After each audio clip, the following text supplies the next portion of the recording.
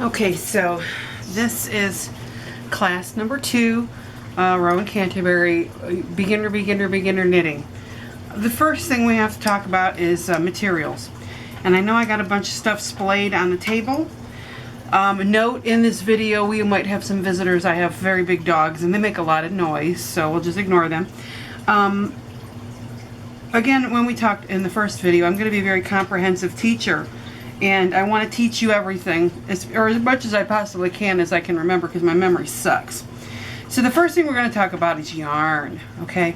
Yarn is the gateway drug. Knowing what kind of yarn to use as a beginner knitter, and what kind of yarn to use as a more advanced knitter is very important. A lot of money can be spent on yarn. Also, you don't want to spend a lot of money and mess up expensive yarn when you don't really know how to knit yet. So we're going to show you the pitfalls and what you should be using as a beginner knitter, and why. Some examples of yarn so you kind of know what it looks like. This is actually hand spun yarn from Iceland. This is Icelandic wool. I was in Iceland last summer. I bought a bunch of yarn. Obviously this is not something you're going to use as a beginner. It's pure wool. That means that whatever I make out of it's going to itch like a son of a gun. But it's also single plied spun, so I'm going to put this on my wheel and I'm going to double ply it so it's easier to knit with. The content of the yarn is very important too, for what you're going to make it for. And when we get later on, once I'm done with knitting, we might start crochet. Different types of yarn work better for different things. For instance, this yarn is Icelandic wool. It's pure Icelandic wool. It is very, very warm. It is waterproof. It's very itchy. If you made clothing out of this, a nice light shawl would be great, but like a heavy sweater like they wear in Iceland, they wear it in Iceland because it's fucking cold in Iceland. And they also make them in Iceland because they're kind of waterproof. I mean, you can walk outside in a sweater like this, but you wear clothes underneath this. This would itch like a whore in church bad. Whore in church in August in Georgia itch bad. So you have to think about these things. Next, we're going to talk about weight. This is a single plied wool. This is lace weight yarn. I'm trying to hold it up to the camera. I want you to see how tiny that yarn is. Now, lace weight yarn is great for lace weight projects. I very rarely ever use lace weight because I knit a lot of clothes and things like that. Now, lace weight I like to use for crochet. I like to use for shawls, and they're very light. Sometimes I put lace weight on my wheel and I ply it to make it thicker. So when people talk about the weight of yarn, they're talking about how thin it is. This is lace. I have a number of examples here, but I don't have obviously every example of yarn weight here. I'm going to put a link in this website called Yarn Paradise. It's where I buy all my yarn. I do go to craft stores once in a while and buy yarn, but it's rare because I don't really make one skein projects. I've been knitting my whole life. I make stuff that's going to take a little bit of yarn.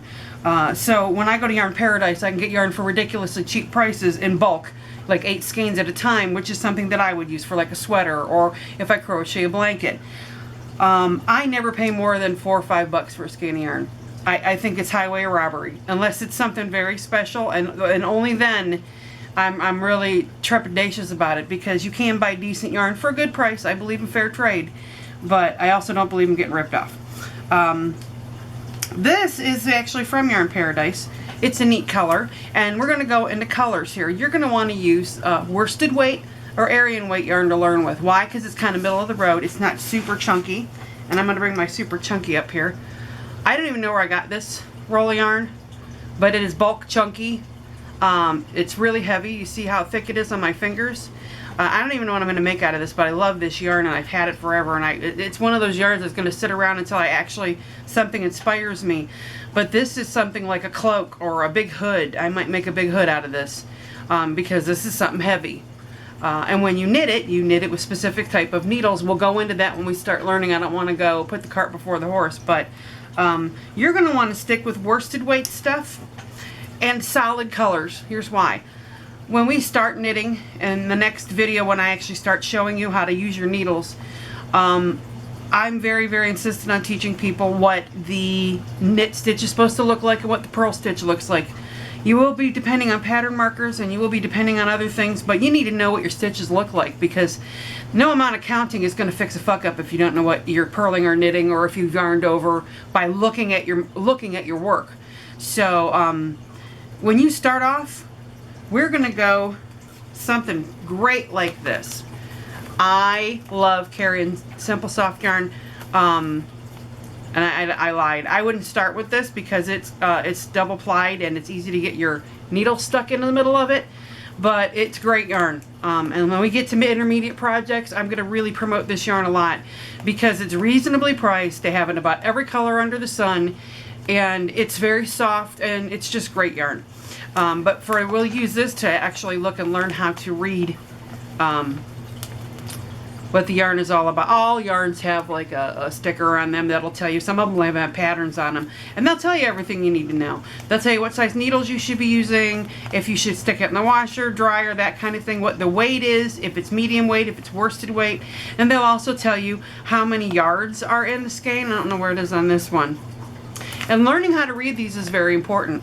I suggest that you like watch YouTube videos and things like that, and you pay attention to what kind of yarn you're buying, because you're going to want to know how many yards. Now here's the rub. I don't really listen all the times when I watch videos of people doing patterns, because they're going to try to sell you their own yarn. The only thing you really need to stick with on a pattern is the weight of the yarn, and make sure you're paying attention to how much is in there, how many yards, and the material. You don't want to mess with weight, because if they tell you to make something worsted weight, by God, make it worsted weight, because if you don't, you're going to be kicking yourself in the ass. But you don't necessarily have to pay $11 a skein for the yarn they're telling you to make it with. And they will tell you what yarn they're making it with, because then you know that's great, but then you go look it up and you have sticker shock. So this is an example of variegated yarn, or yarn that's multiple colors. And I love using this stuff because it makes really nice patterns, especially like these earth colors. But when you first start knitting, my suggestion is, and people are like, oh, Rowan, I love that. I'm like, yeah, it's really pretty. But it will really mess you up when you start learning, because to be able to see your stitches, this stuff gets a little confusing. So hold off when you walk into a craft store. Practice some restraint. And for now, don't go out and buy $500 worth of yarn.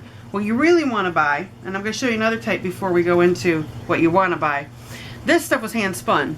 And you can see in some places it's thicker, in some places it's thinner. This is a bitch to knit or crochet with, because, again, I don't even remember where I got this. I think I bought it at a craft sale.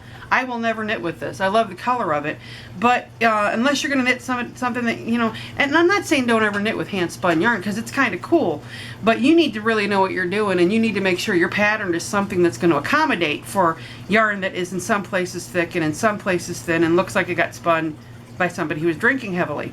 Now granted, it'll make some really cool, like, homemade, like medieval looking stuff, and it depends on the pattern you use. Like, I would use a linen stitch pattern with this, or something tight that would kind of negate all the stretchy and the this was spun. You can tell when you're a spinner, this is spun too tight and this is spun too loose. It's all about, when we get into knitting, it's all about your tension and all about your consistency. This is really pretty yarn, and again, I'm not knocking hand spun yarn because it's great for some stuff, but not for you. This, prepare yourself. See how ugly this is? Red Heart, and I can't find the label to this because I only buy Red Heart yarn when I'm teaching, and I only buy it for junk patterns and for swatches. I make a lot of swatches. I like to make stuff so I can look at it before I start doing it.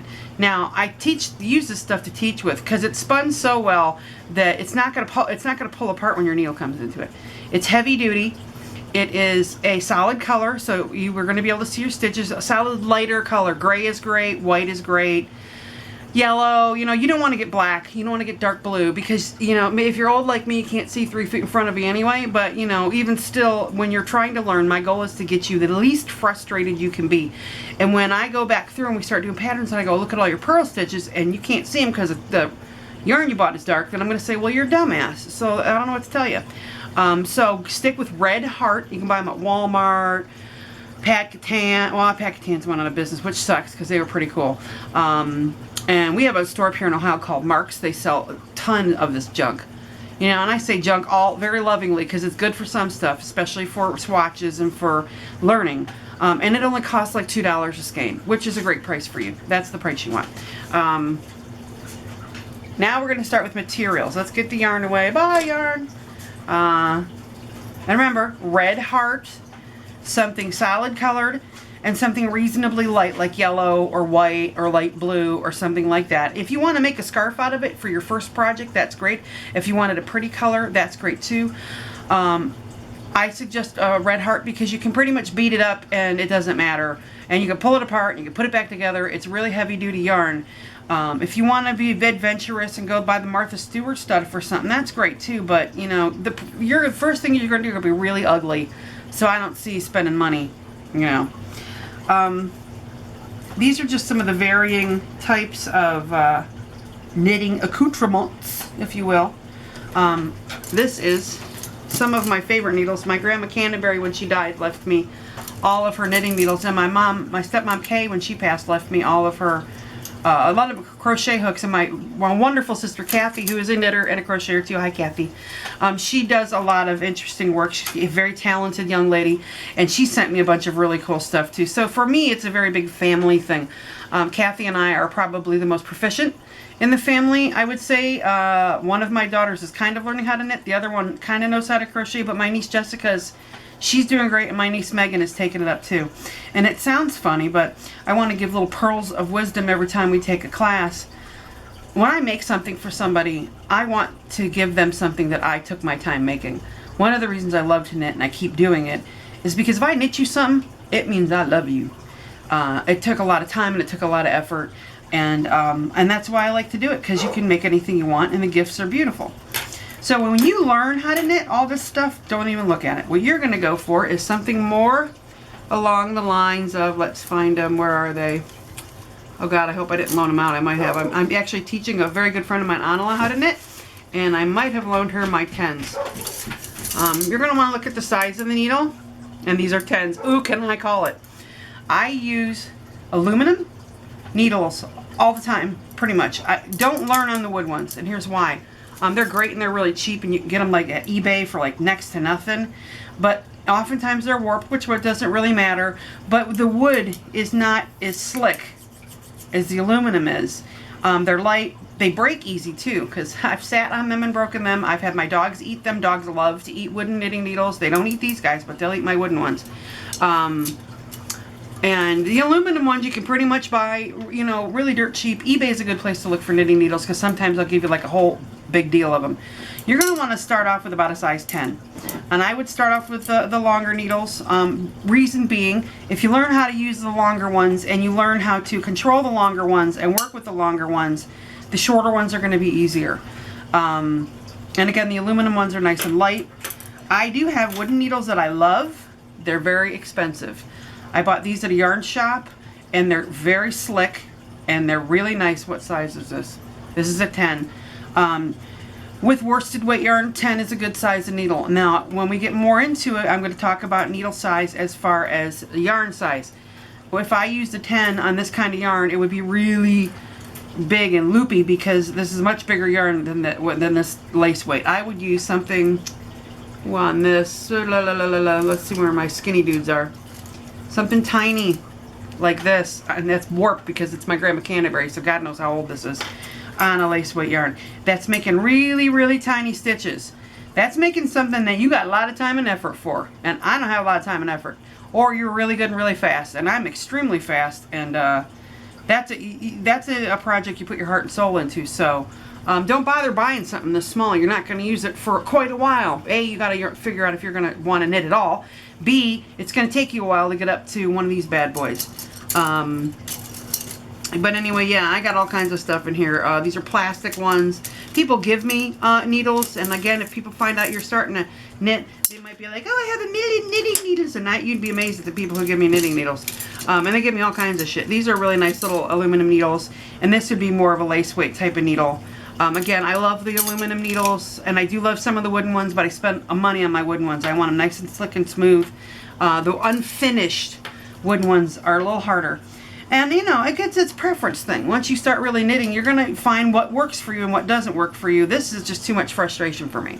It doesn't slide through the yarn, especially if you have very fibrous yarn, not really tightly spun, and it's got a lot of fuzzies in it. It's gonna catch on these. It might seem weird.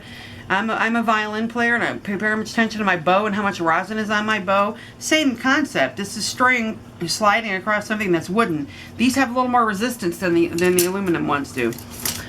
Neat knitting accoutrements. Later on we'll be talking about this stuff, but I want you to know what they are, so you know you be like, oh, I know a lot about knitting.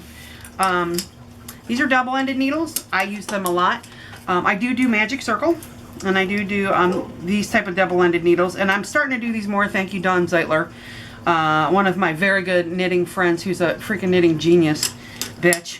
You should see the socks she makes. They're just ridiculous. And we're still at a sock segue because I can't for some reason learn how to do the gussets of a sock. I think I need to keep drinking or start drinking again. But these are for when you want to do something in a circle. So we'll go later on. I'm not going to show you right now, but when you see these knitting needles, you don't need them. Go away. Don't buy them. They are for more advanced knitting, and they're for socks. And these thicker ones would probably be used for something like an arm on a sweater, you know, doing a tube, doing a circle. And then you have these double pointed ones that have the cables on them. I'll try to pull this out of the cable. I'm pretty picky about when I buy these two. I would rather spend a little more money because I've had a number of these fall apart on me. And they do have sets where you can screw them on at the bottom. These are really great for making something long. Knitting needles are only so long. So when I make a big project, like a big shawl, you know, you can just put it on here instead of 2 needles. Or if you're making a circle, anything in a circle. So we're just doing basics today. So we'll get into this later when we get into more advanced knitting. But that's a cable double-ended needle. I tend to use everything my grandma gave me. And here's a neat set of cable double-ended. These are big guys, so these would be used for something like this. I hope by putting them together, I hope I'm giving you a good concept of, you know, it's common sense. Fat yarn, fat needles. If you try to do this with little needles, it's like trying to play Operation. You're going to be like, nah, they're fat, it's right on my brother. Or you could, I mean, knock yourself out, but I'm not that happy of a person. Yeah, I am. That's stupid. Anyway, these are cable hooks. Again, as we go along, everybody does stuff differently. There's genuine things that people use. Cable hooks, I love to cable. I've been doing a lot more lately. I didn't get into it for a long time, but now that I'm doing it like crazy. Cabling is where you see the really cool sweaters with the Celtic knots on them and stuff like that. And I have a cabling example in the other room, but I'm not going to bring it in here and bore you with it. But that's a cabling hook. This is another marker hook cabling hook. My grandma Canberry had like a ton of these. I love these things. They're relatively cheap, and they're great for marking just about anything. They're used for, I use them for everything. So what they're kind of used for is, if you get a project, I've seen some girls take a project, put it on here, and clip it, and then you can hold your project and come back to it later and take your needles off and just keep it on here, and it's safe. I use it for pattern marking. I use it for about everything. It's really kind of convenient. I like to do Irish moss stitch, and I have a little teeny one of these. And when I do the Irish moss stitch, I will like just kind of hook it to the edge of the fabric or of the pattern that is my front edge of that Irish moss stitch, and that just reminds me that I'm where I need to be. It's not a pattern marker, but I use it as one. Obviously scissors. I mean, come on. If I have to tell you you have to use scissors in knitting, you might want to stop watching this video right now and go do something special. Darning needles. I only have a couple. I had this really bad issue where I'd buy them all and lose them. I finally got smart and got the metal ones and got a little magnet. And I use them all the time. Now that now that I make clothing and stuff like that, they're a necessity for later on. But don't lose them, because I think I've probably spent a good 25 bucks on these things because I lose them like it's my job. I don't necessarily use pattern markers. I got these for $1 at a garage sale, and they can be hooked on a small needle. They can be hooked in pattern. The only problem with like paper clips is the edges are a little bit crazy, so they might get snagged on the yarn. But if you're using them as a counting marker or pattern marker, you just clip them on there to tell you where the front of your work is, where the back of your work is, or anything. They're dirt cheap. My grandma had left me these, which are a little more crazy. So, but for now, what we're going to need, this is a seam ripper, by the way. It's just in there because I used to sew a lot, and I don't want to lose it. This is a counter. No, look at the needle. This is my Grandma Canterbury's counter. And I'm learning now that I'm doing a lot more. I did a lot of crocheting for a long time, but now that I'm doing more knitting, I really appreciate this, especially now that I'm knitting these big hoods, because you want to, it's very hard to count a stitch. If you do these, every time you do a row, you click 5, 6, 7, 8, 9, then you know how many rows you did. It's very common sense, and I never used them before, but they do make a lot of sense. And this one even has a little, see, a little. This again, my Grandma Canterbury had all kinds of crap, and boy could she knit. She was just fantastic. Even has a little tape measure. Isn't that cute? I don't even know how old this is. I mean, I've got stuff from Grandma Canterbury and from my stepmom that they've got to be. I can't guess. And see, so then all you got to do is just wrap it back up like that, and you got your little tape measure. I don't do a lot of the classical stuff that most knitters do. So right now we're only learning the beginning stuff. So to tap off and to be done with this video, you're going to want to get worsted weight yarn. Red Heart is the best. If you can get it for free, even better. Worsted weight or Arian weight's okay too. You're going to want to get about a size 10 knitting needle, long one, aluminum, no wooden ones. Plastic's okay. And then only get one set of needles. Don't get a whole bunch. Figure out if you like doing it first, and then if you like doing it, then start spending the money little by little. So the next video will be how to cast on. So this is video 2, so cast on will be video 3. And if you have questions, or if there's something that I didn't cover in here, because I tried to be basic, we don't want to get too crazy to start with, put a comment in the comment box, and I will be happy to answer them if I can, and I'm pretty sure I can. And then we will go from there. So thank you so much.